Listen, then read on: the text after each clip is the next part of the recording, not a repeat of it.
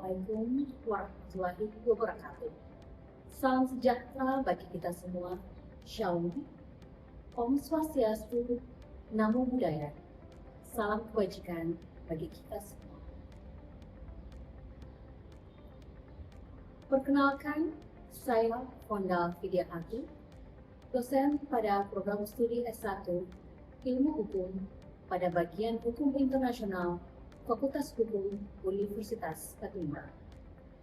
Video ini saya buat untuk memenuhi salah satu persyaratan sertifikasi dosen tahun 2025 berupa pernyataan diri dosen dalam unjuk kerja Tridharma Perguruan Tinggi yang disingkat PDD UKT-PT di bidang pendidikan dan pengajaran. Pada kesempatan ini, izinkan saya untuk menjelaskan deskripsi mata kuliah Hukum Internasional. Mata kuliah Hukum Internasional merupakan mata kuliah dasar keahlian hukum yang memiliki bobot 4 SKS dan diberikan kepada mahasiswa semester 2 Program Studi Ilmu Hukum Fakultas Hukum Universitas Patimura. Mata kuliah Hukum Internasional menjelaskan tentang konsep-konsep dasar yang dikenal di dalam hukum internasional yang diberikan secara teoritis dengan tujuan agar mahasiswa dapat memiliki pengetahuan dan secara praktis mereka memiliki kemampuan untuk menyelesaikan permasalahan menyangkut hukum internasional. Mata kuliah ini mempelajari tentang teori-teori dasar serta prinsip-prinsip hukum internasional dengan pendekatan yang dipakai yang mengadakan analisa pada sendi-sendi hukum internasional setiap cabang dari hukum internasional secara umum. Adapun pokok-pokok materi pembelajaran pada mata kuliah Hukum Internasional adalah 1. Istilah dan pengertian hukum internasional. 2. Hakikat dan dasar berlakunya hukum internasional. 3.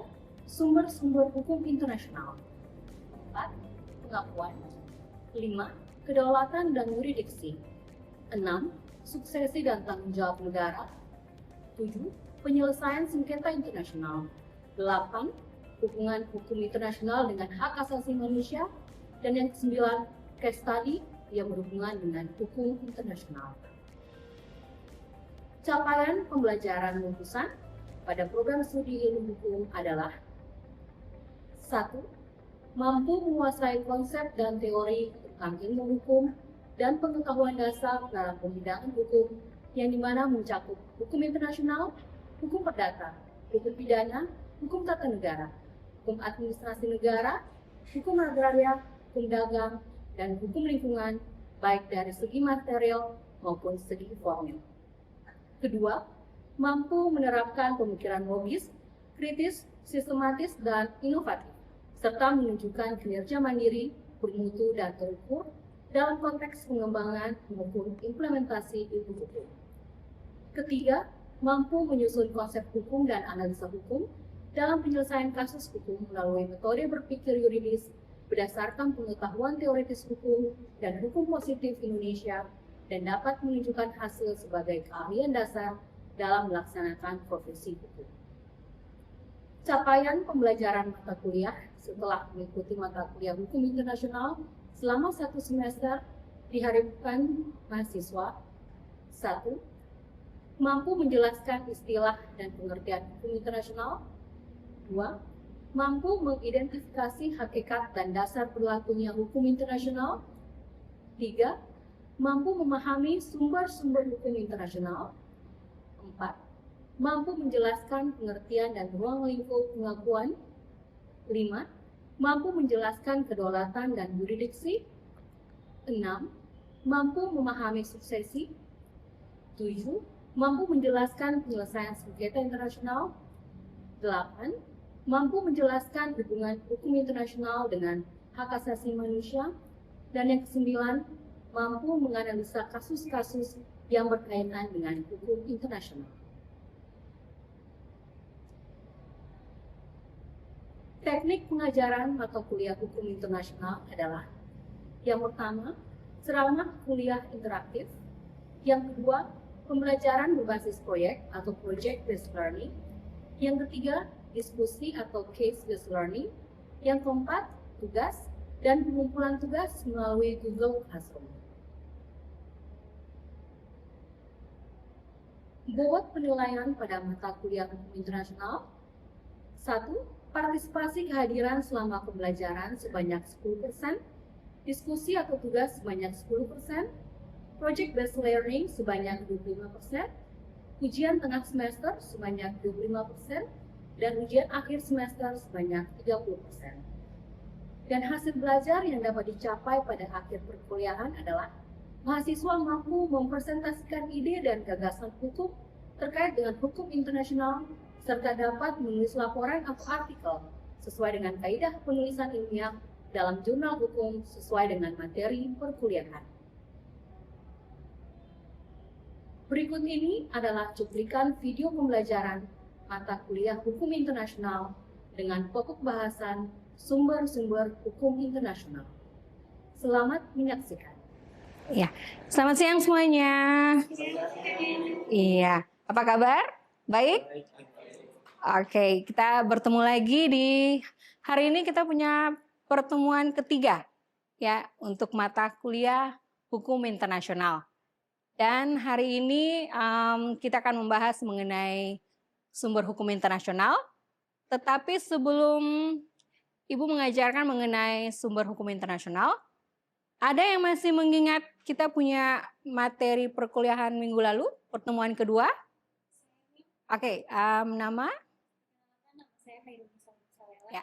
Jadi di sini saya akan menjawab pertanyaan yang diberikan oleh Ibu tentang materi yang belajar kemarin. Jadi materi kemarin itu kita belajar tentang hakikat dan dasar berlakunya hukum internasional. Ya. Kemarin kita belajar mengenai hakikat dan dasar berlakunya hukum internasional. Selain yang sudah disampaikan oleh Nisa, hakikat dan dasar berlakunya hukum internasional di dalamnya itu ada 5 teori. Yang pertama tadi teori aliran hukum alam atau natural law theory. Yang kedua adanya teori positivisme atau positive theory. Dan yang ketiga itu ada teori sosiologikal, keempat ada teori konsensus, dan yang paling terakhir adalah teori kehendak negara. Ya, jadi Ma'am yakin kalian sudah tahu mengenai apa saja yang dipelajari mengenai hakikat dan fungsi daripada sumber hukum internasional. Sehingga kita bisa langsung lanjut ke materi hari ini, pertemuan ketiga, mengenai sumber hukum internasional, ya, atau biasa disebut dengan the sources of international law. Ya, ini ada highlight-nya sebelum nanti Ibu bacakan satu persatu untuk dipelajari. Yang paling pertama itu sumber hukum internasional atau the sources of international law itu terbagi atas 2 bagian, ya. Nanti bisa dilihat di slide. Yang pertama itu sumber hukum materi internasional atau biasa disebut material sources of international law, ya. Dan yang kedua itu ada sumber hukum formil internasional atau biasa disebut sebagai formal sources of international law.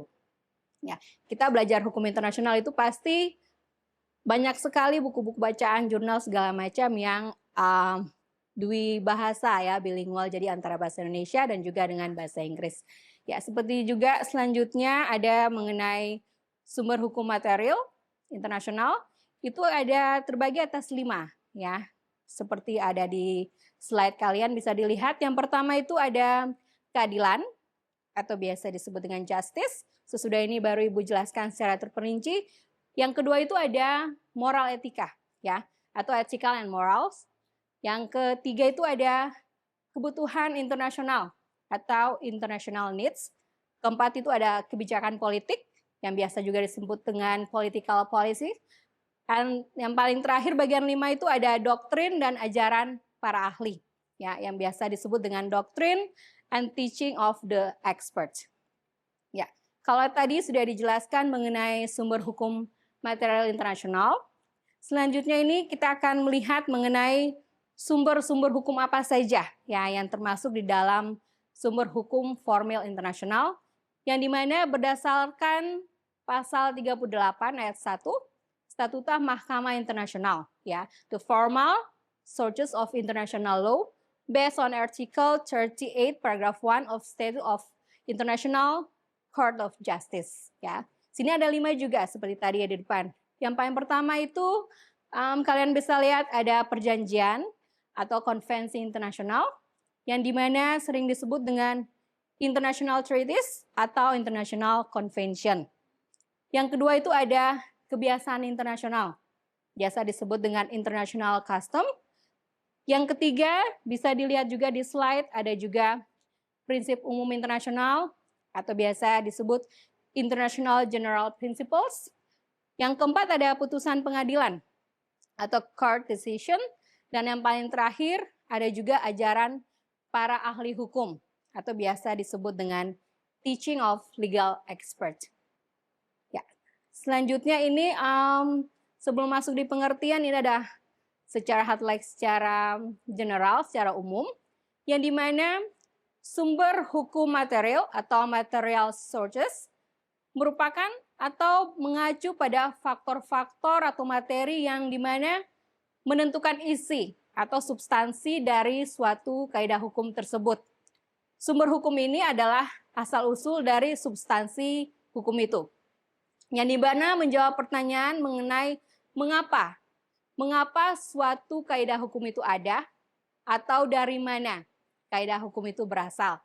Yang dimana kata kunci dari mengapa dan dari mana merupakan faktor-faktor yang mendorong atau yang membentuk isi dari kaidah hukum itu sendiri. Kalau tadi sudah mengenai sumber hukum material atau material sources, selanjutnya itu ada sumber hukum formil atau biasa disebut dengan formal sources ya. Yang dimana sumber hukum formil itu mengacu pada mekanisme atau prosedur yang membuat suatu aturan menjadi hukum yang sah dan juga mengikat ya. Jadi bukan cuma sah saja tetapi juga mengikat. Ini nanti ada di slide-slide berikutnya, yang dimana kita akan menemukan bukti dari keberadaan suatu kaidah atau norma hukum itu sendiri. Dan ini adalah cara atau prosedur terhadap pembentukan kaidah hukum yang berlaku. Ya. Ini pengertian secara umumnya adalah sumber hukum material merujuk pada faktor-faktor atau kondisi-kondisi yang melatar belakangi terbentuknya atau substansi dari suatu kaidah hukum internasional. Ya, karena kita belajar mengenai hukum internasional, international law, jadi lebih condong ke hukum internasional, tidak dengan hukum nasional. Ini bukan tentang bentuk atau proses formal, melainkan tentang isi, ya, isi, nilai, kebutuhan, maupun juga tekanan sosial, politik, ekonomi, dan juga etika moral, yang mendorong penciptaan terjadinya suatu norma hukum. Yang dimana fungsi dari sumber hukum material internasional itu adalah memberikan dasar filosofis, sosiologis, dan politis bagi keberadaan suatu kaidah hukum. Dan dimana hal tersebut juga menjelaskan mengapa suatu aturan atau suatu hukum dianggap perlu atau penting oleh komunitas internasional. Jadi bukan cuma komunitas nasional saja, tetapi sudah dalam lingkup yang lebih luas, yaitu komunitas internasional. Ini contoh-contohnya, yang pertama itu ada keadilan atau justice. Konsep keadilan universal seringkali menjadi dorongan utama di balik perumusan norma-norma hukum internasional. Dan hal ini mencakup gagasan tentang fairness, kesetaraan, dan juga human rights atau hak asasi manusia. Mungkin ada adik-adik ya yang bisa menjelaskan atau memberikan satu contoh mengenai keadilan atau justice itu contohnya apa? Dari bagian sini bisa berikan satu contoh. Nona yang pakai baju kotak-kotak. Terima kasih, perkenalkan nama saya Nata Pertanjakan. Salah satu contoh sumber hukum material keadilan yaitu pembentukan hukum hak asasi manusia internasional, misalnya Deklarasi Universal Hak Asasi Manusia tahun 1948. Iya, terima kasih. Ada lagi yang mau menambahkan contoh keadilan selain pembentukan hukum hak asasi manusia, di dalamnya itu ada Declaration of Human Rights. Ada juga contoh yang lain dari sebelah kiri. Silakan. Ya, silakan. Kovenan Internasional tentang Sipil dan Politik, Kovenan Internasional tentang Hak Ekonomi, Sosial, dan Budaya. didasarkan pada keyakinan mendasar bahwa setiap individu memiliki hak dan martabat yang harus dihormati. Kebutuhan akan keadilan mendorong negara-negara untuk mengkodifikasi dan melindungi hak-hak tersebut. Iya, terima kasih. Jadi tadi di bagian sini menyatakan kalau pembentukan dari hukum hak asasi manusia atau human rights, sedangkan dari Nisa di sebelah sini menyatakan mengenai adanya konvenan-konvenan internasional, hak sosial, politik, dan lain sebagainya. Yaitu mengenai keadilan justice. Yang kedua itu ada mengenai moral dan etika atau morality and ethics. Yang dimana prinsip moral dan etika yang diterima secara luas dalam peradaban manusia. Ya, diterima secara luas bukan cuma satu negara saja tetapi secara umum. Dan seringkali juga menjadi dasar atau menjadi fondasi untuk berlakunya norma-norma hukum internasional. Ya, terutama yang berkaitan tentang humanity, kemanusiaan, dan juga mengenai perdamaian. Ada yang bisa berikan contoh dari prinsip moral dan etika? Ada? Yang di bagian belakang? Ya, silakan.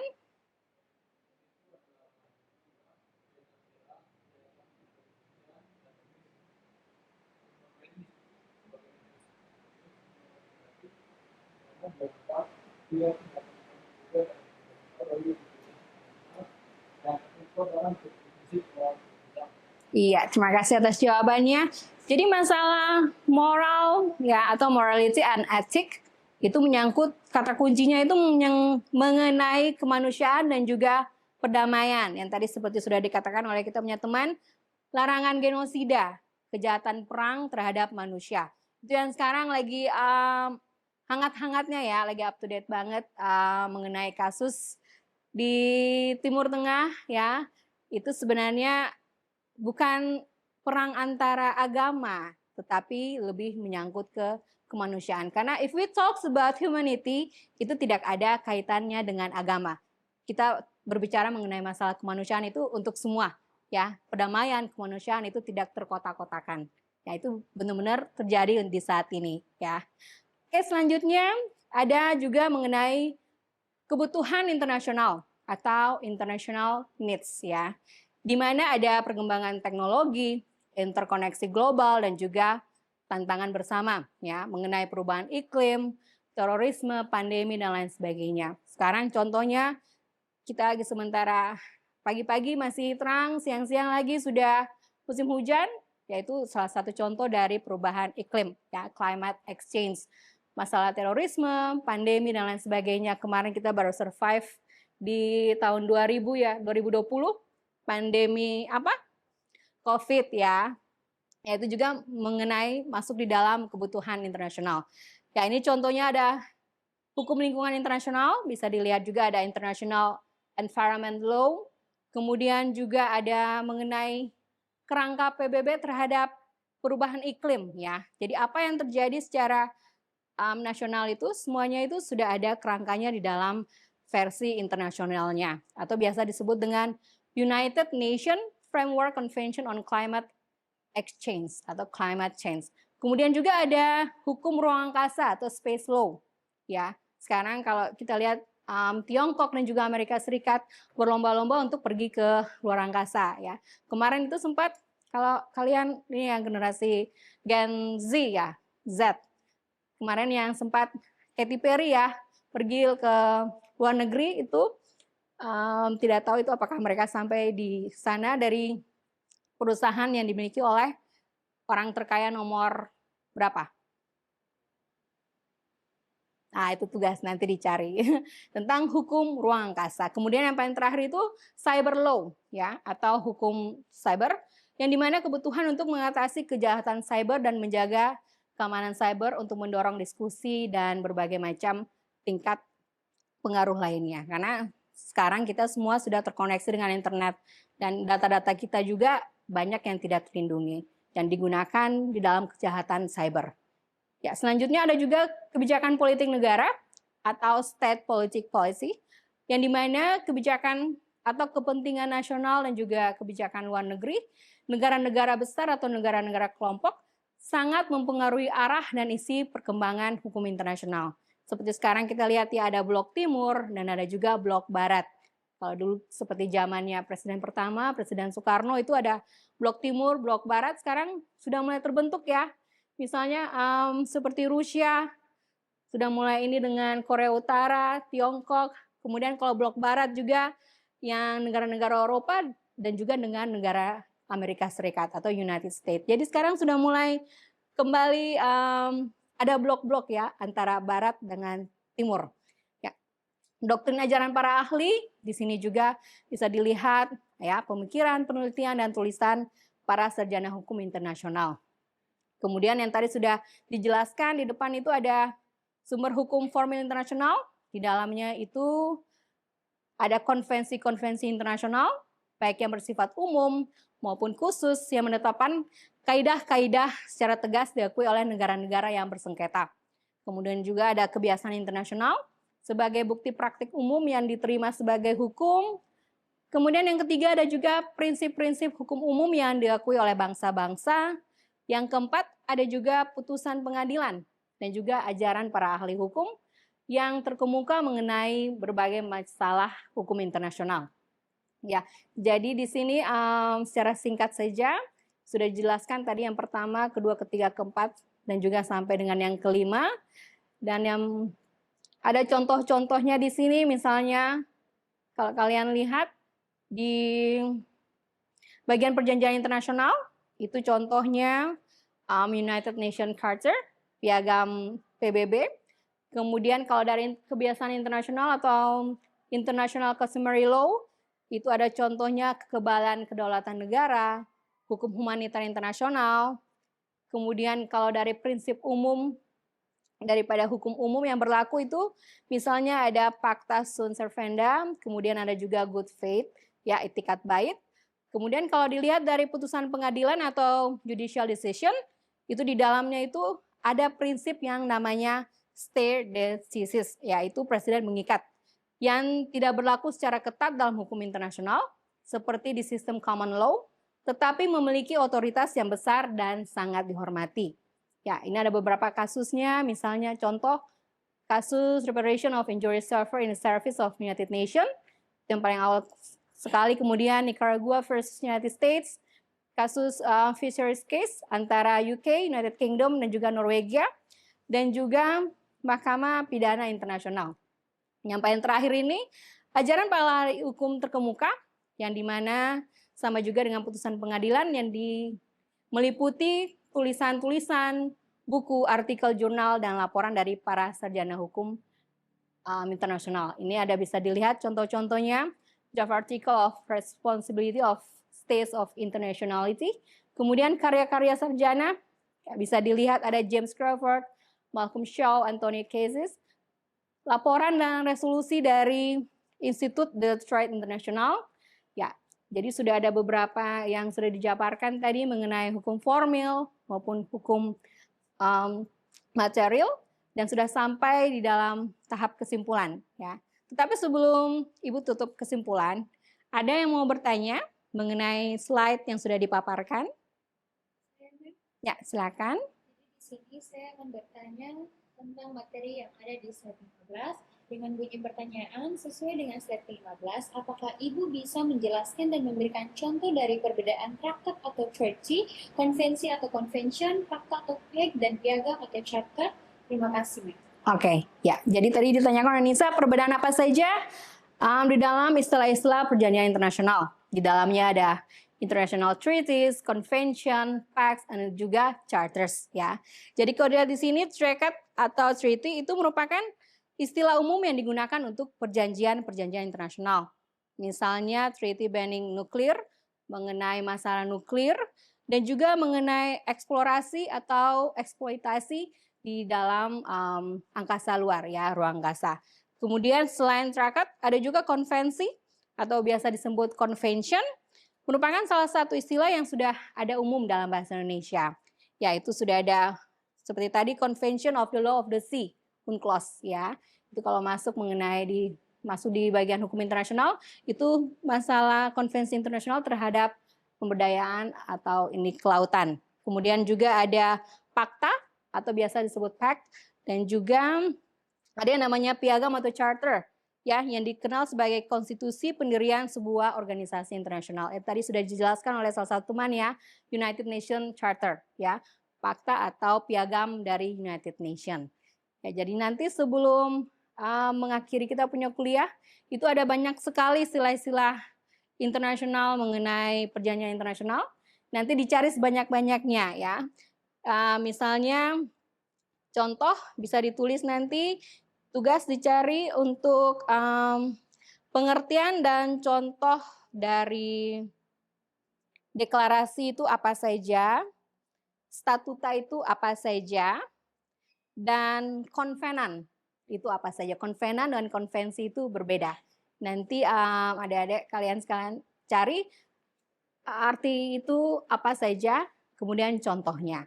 Ya, ini ditutup dengan kesimpulan yang didapatkan melalui kita punya materi minggu ini, perkuliahan ketiga mengenai sumber hukum internasional itu sangat crucial atau sangat penting bagi siapapun yang mempelajari atau mempraktikkan hukum internasional. Sumber-sumber ini memberikan fondasi bagi sistem hukum yang sangat kompleks, yang dimana dapat memungkinkan identifikasi norma yang mengikat, penyelesaian sengketa, dan pengembangan hukum untuk menghadapi tantangan global yang terus bergerak atau terus berkembang. Baik hukum sumber material yang memberikan alasan keberadaan hukum, maupun sumber hukum formil yang menunjukkan bagaimana hukum tersebut diakui. Dan keduanya merupakan salah satu atau bukti yang esensial atau penting dalam memahami lanskap hukum internasional yang bersifat kontemporer. Ya, jadi sekali lagi kita hidup bukan cuma sendiri, bukan cuma Indonesia saja, tetapi kita hidup bersama-sama dengan masyarakat global.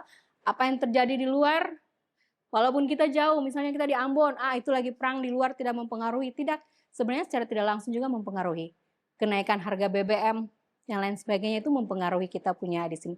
Jadi jangan bilang, perang jauh di sana, ketong di Ambon nih rasa apa? Nomor satu, BBM pasti akan tambah naik. Harga-harga kebutuhan, mama-mama kopi pasar dulu harga ikan sekian-sekian, sekarang semahal.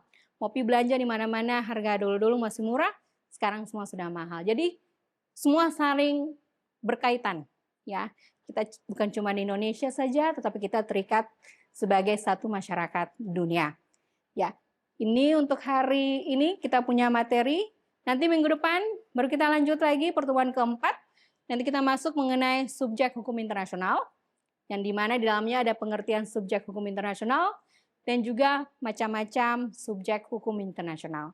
Ya, itu saja. Sekian untuk pertemuan ketiga kita hari ini. Sampai ketemu minggu depan. See you next time. Demikianlah video pembelajaran pada tatap muka di kelas untuk mata kuliah hukum internasional dengan pokok bahasan sumber-sumber hukum internasional. Terima kasih. Wassalamualaikum warahmatullahi wabarakatuh. Salam sejahtera bagi kita semua. Shalom. Om Swastiastu. Namo Buddhaya. Salam kebajikan bagi kita semua.